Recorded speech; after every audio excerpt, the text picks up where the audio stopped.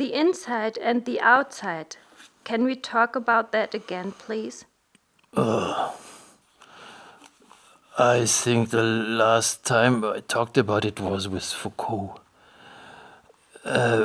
When we discussed the double as an interiorization of the outside. Exactly. Eventually, I didn't understand that. Well, basically, it's about an old problem, the relationship between thought and body, between inside and outside, uh, between mind and matter, or as Descartes puts it, the difference between res cogitans and res extensa. The relationship or the difference? That's precisely where the problem lies. Descartes postulates a fundamental difference, a kind of split that is characteristic of the whole of modernity. Whereas Foucault and I do not see this difference in principle, but rather a series of relations that fade into one another. A gradual transition? It all becomes clear when you think about the skin. That is precisely that entity, which, at least in humans, represents the boundary between inside and outside. But the skin has nothing to do with thinking. Perhaps not at first glance. Nevertheless, someone once said that what is most deep is the skin.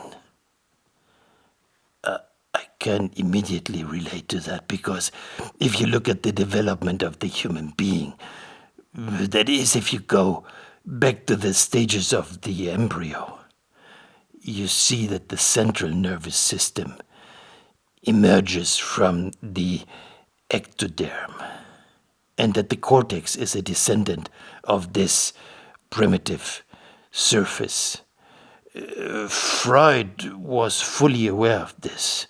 The brain is nothing else than an inner skin.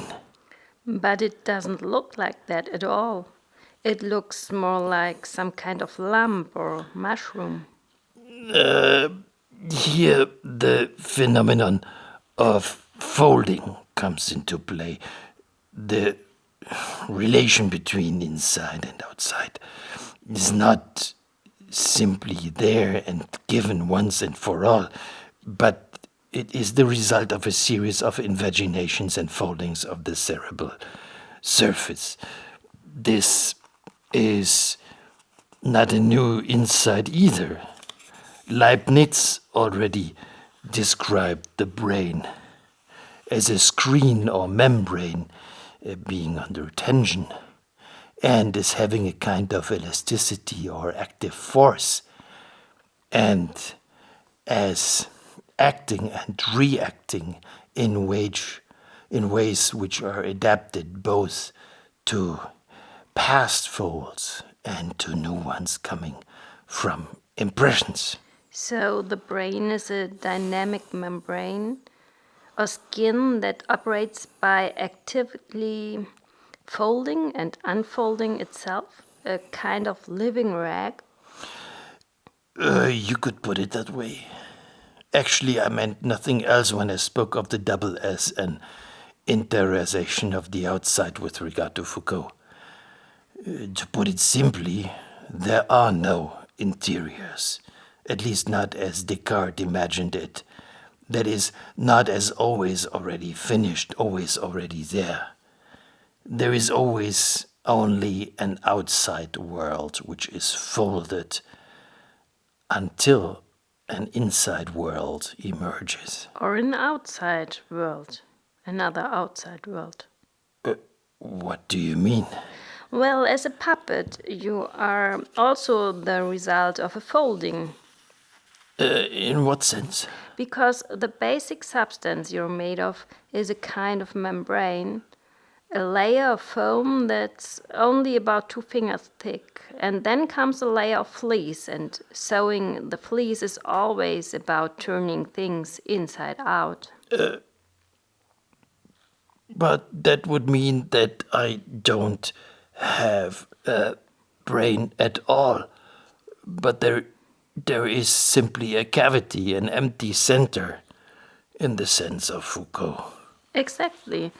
But it wouldn't mean that you don't have a life of your own. You certainly do, but as a puppet or a double. Fine with me. It's all a matter of layers and foldings.